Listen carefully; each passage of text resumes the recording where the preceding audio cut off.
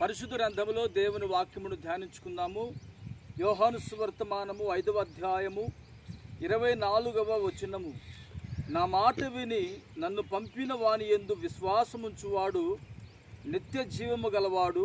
వాడు తీర్పులోనికి రాక మరణములో నుండి జీవములోనికి దాటి ఉన్నాడని మీతో నిశ్చయముగా చెప్పుచున్నాను. ఆమేన్. ప్రియమైన దేవుని బిడ్డలారా, వాక్యం ఉంటుంది, నా మాట విని నన్ను పంపిన వాని యందు విశ్వాసముంచువాడు నిత్య జీవము గలవాడు. పంపినవాడు అంటే పంపబడినవాడు.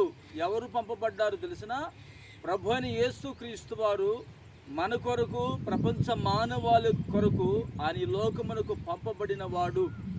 ఆయన యందు ఎవరైతే విశ్వాసం ఉంచుతారో వారట మరణము నుండి తీర్పు నుండి నిత్య జీవంలోనికి ప్రవేశిస్తారు. యేసే అంటారు, నేనే మార్గమును సత్యమును జీవమును, నా ద్వారా తప్ప ఎవడును కూడా తండ్రి యొద్దకు రాడు అని అన్నాడండి. నీవు ఎలా నడుచుకుంటున్నావో, ఏ విధంగా నీవు జీవిస్తున్నావో, మరణములో ఉన్నావా? మరణపు అనుభవాల నుంచి విడిపించగలిగిన వాడు యేసయ్య ఒక్కడే. ఏమిటి మరణం అంటే?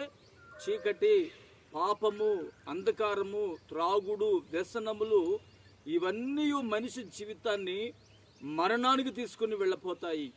అయితే ఆ మరణం నుంచి విడిపించబడాలంటే నిష్కలంకమైనటువంటి యేసు రక్తము కావాలి. ఆ యేసు రక్తము ద్వారా మనం ఎప్పుడైతే విమోచించబడతామో అప్పుడు మనము మరణం నుంచి తప్పించబడి జీవములోనికి ప్రవేశిస్తాము.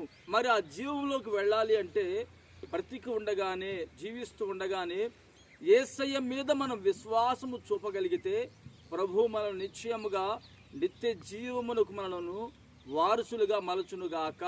ఆమేన్. ప్రార్థన చేసుకుందాము. ప్రేమగల తండ్రి, పరిశుద్ధుడా, స్తోత్రం చెల్లిస్తున్నాము నాయన. నా మాట విని నన్ను పంపిన వాని యందు విశ్వాసం ఉంచువాడు నిత్య జీవము గలవాడని మీరు మాకు తెలియపరిచి ఉన్నారు. ఈ మాటలు నేటి దినమున మీరు మా జీవితంలో స్థిరపరచండి. నిశ్చయముగా ఎవరైతే మరణపు అనుభవంలో ఉన్నారో, పాపపు సంబంధంగా ఉన్నారో వారిని మీరు దర్శించి ఉన్నతమైన నీ కృపకు యోగ్యులుగా మలిచి నిత్య జీవమునకు మీరు వారసులుగా మలిచి మహిమ పొందుకోమని యేసు నామమున ప్రార్థిస్తున్నాను తండ్రి. ఆమేన్.